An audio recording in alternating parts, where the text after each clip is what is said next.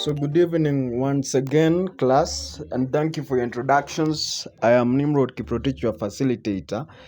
Today I'll be continuing with our topic heart diseases, and we shall delve into pathophysiology of aortic stenosis.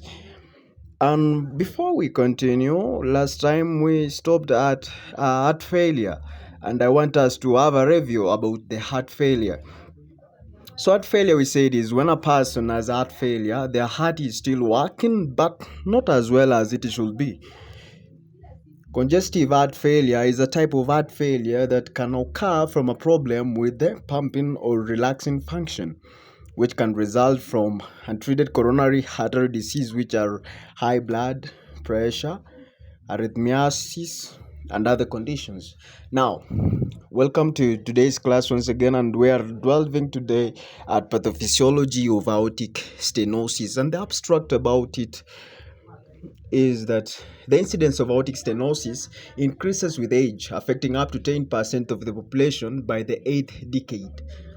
So 10% of the population, for example, in Kenya, we are around 50 million people, and 10% of it is, I think, about 5 million, if I'm not wrong. Now, once symptoms develop, aortic stenosis is rapidly fatal.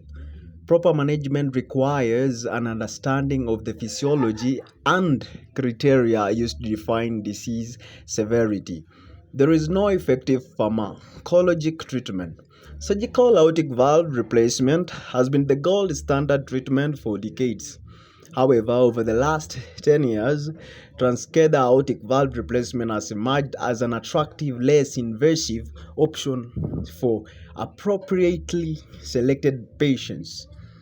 Now, class, when you look at the heart of a human being, you can there is the arteries, the veins, and the capillaries, and all of them are made of tubes. And as you know, tubes, those people who use in tap water, sometimes these tubes develop some corrosive agents. Some can block, some can become corroded, and easily they can burst. And now, this about heart failure. For example, in the heart failure, there is the chances whereby the blood doesn't flow normally, either slowly or rapidly, which causes the heart malfunctioning. Now, when we continue about surgical aortic valve replacement has been the gold standard treatment for decades.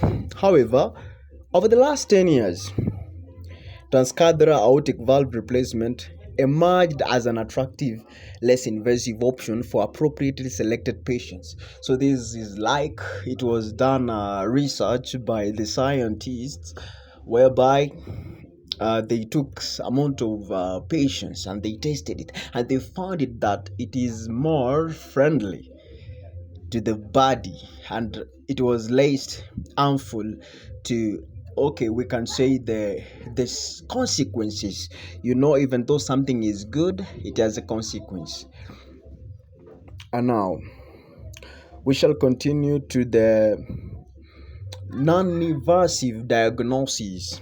The severity of AS can be assessed by Doppler echocardiography with findings of a maximum aortic jet velocity, which is 4.0 meters per second, mean transversal pressure gradient 40 millimeters, or continuity equation valve area 1.0 centimeter square, or valve area indexed for body surface area of not less than 0.6 centimeters squared cubic.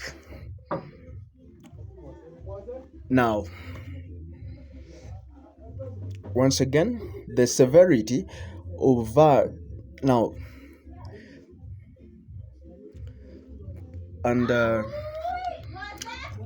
having said that, now we have hit the end of our class. Who has a question? And it appears that there is none, and I will post the assignment on the Canvas, which will be done on the 17th June. Enjoy your evening. You can leave the call at your own pleasure.